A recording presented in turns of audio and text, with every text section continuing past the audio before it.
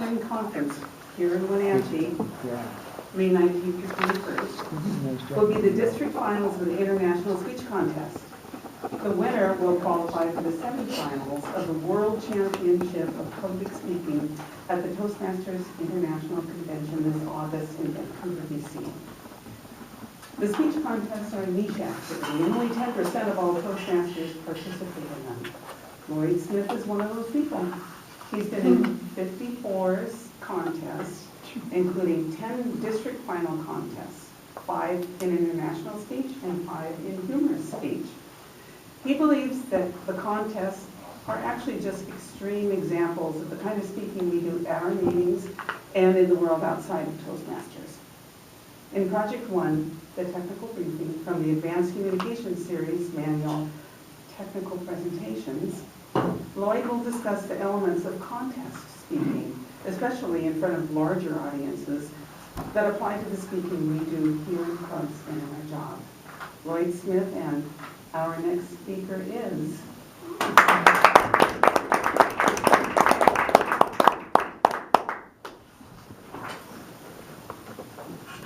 At every contest, those words, "our next speaker is what triggers the move to the stage.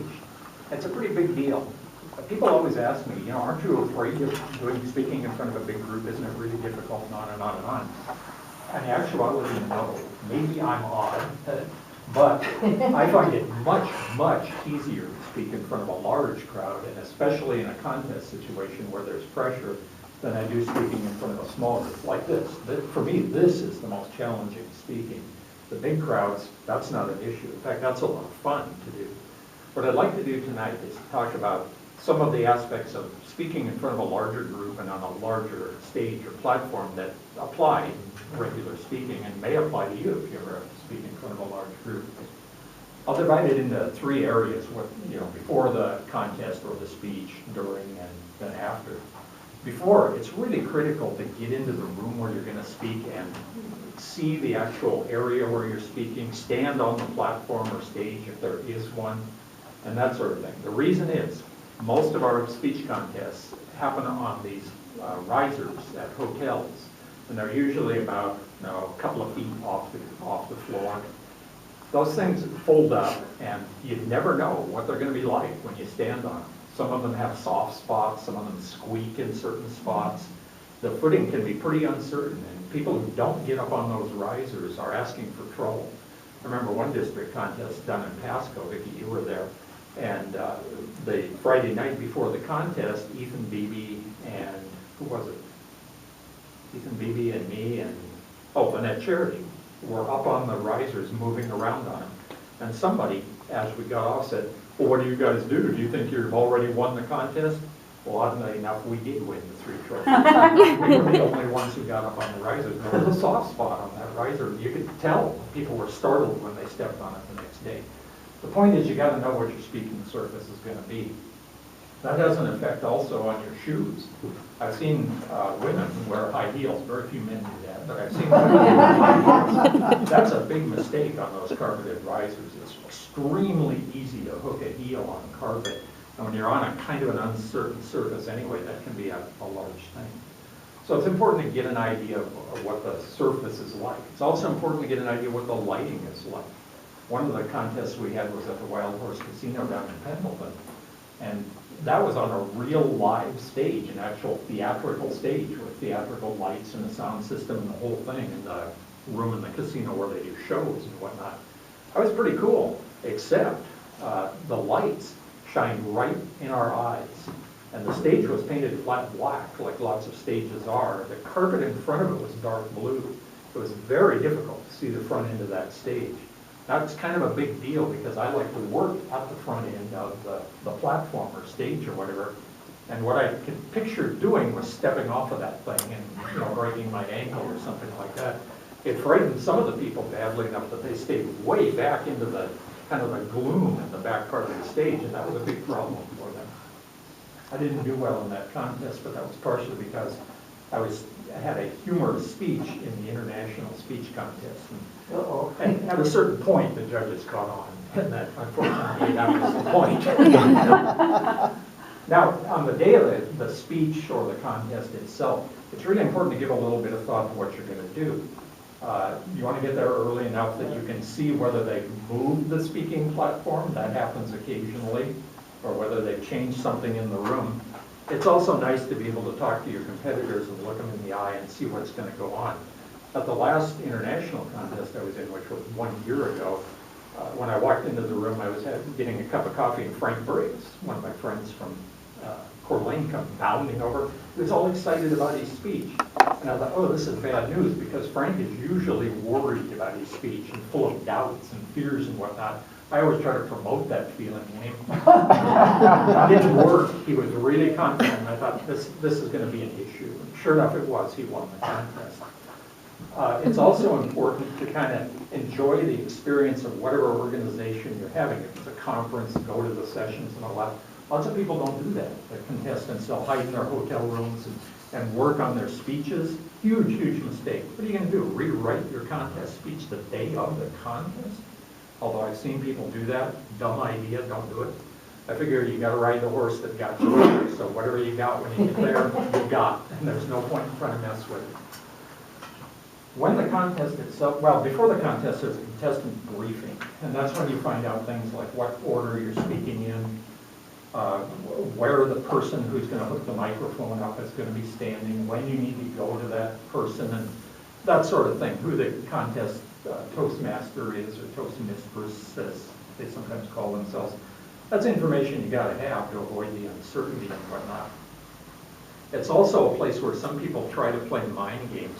At that last contest where Frank and I and Rick Duran were all speaking, among us we have about 40 district contests, and this kid, this weaselly little kid comes in and basically says, wow, I didn't know there were going to be some old guys. I hope you old guys can stay awake during this. You know, and Frank and Rick and I looked at each other, and he was the guy, those of you who were at that conference, remember the guy who talked about the long motorcycle trip for some reason I could never figure out why he was telling us. It was a crappy speech. I made a point of telling him that afterwards. I said, you know, if you'd had a better speech, you might have had a chance, but he kind of weaseled out of there. Those of you who were there, no, it wasn't a very good speech. You know. But anyway, don't break yourself up unless you can back it up, and he could not. You know, I told him afterwards, seriously, I told him, you know, if you're really good at something, you don't need to tell everybody. They'll tell you.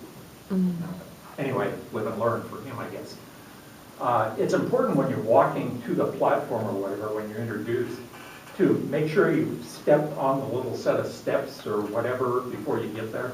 Those things are frequently little fold-up steps, kind of rickety, and you'd be surprised how easy it is to do that. There again, I've seen women do that who are wearing high heels have trouble because sometimes the treads on the little steps up to the platform are narrow. You know, that can be, well, that's kind of a thrill. You want your speech to be memorable, but not because you fell down while you were trying to get up there to do it. When you do get up, did you notice when Mary introduced me, I stood here and waited for her to sit down?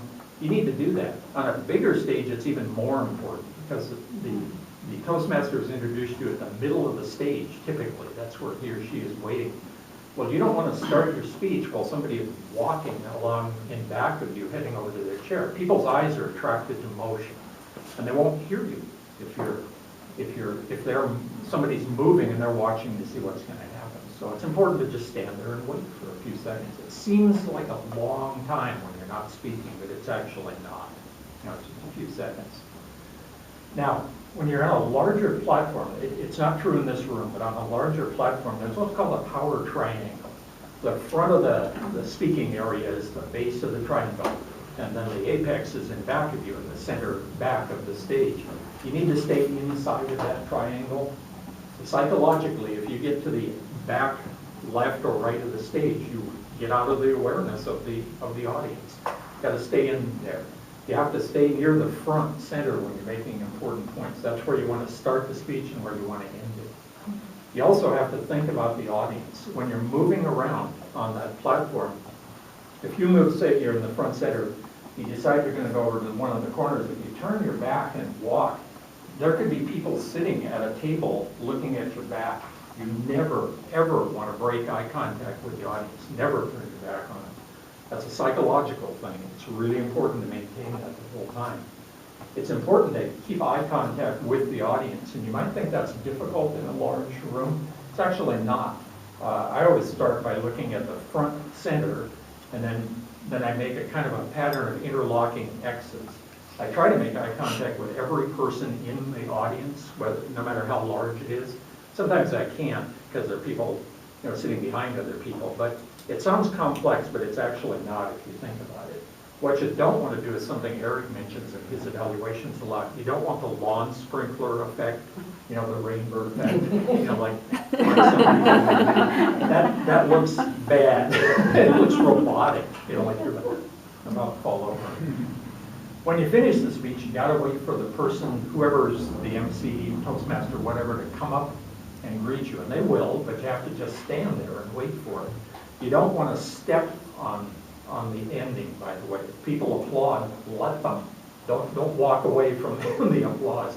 If they don't applaud, go ahead and run. Go ahead and run away. But if they're on their feet cheering, which I've never seen, but I'm a little startled, you got to let them finish it up. That's true, by the way, while you're doing the speech, so you have to allow time. Now, afterwards, you've got to be careful about what you say. Once you hear the awards, if somebody else won and you did not, you don't want to say something about how dumb the judges were, or what a crappy job that other guy did, or whatever, because the judges could be standing next to you. You don't know who they are.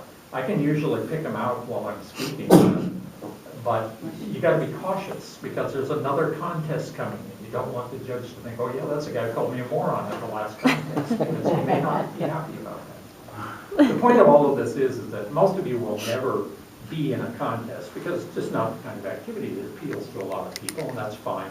But there are things to think about from the contest that can apply to real world speaking.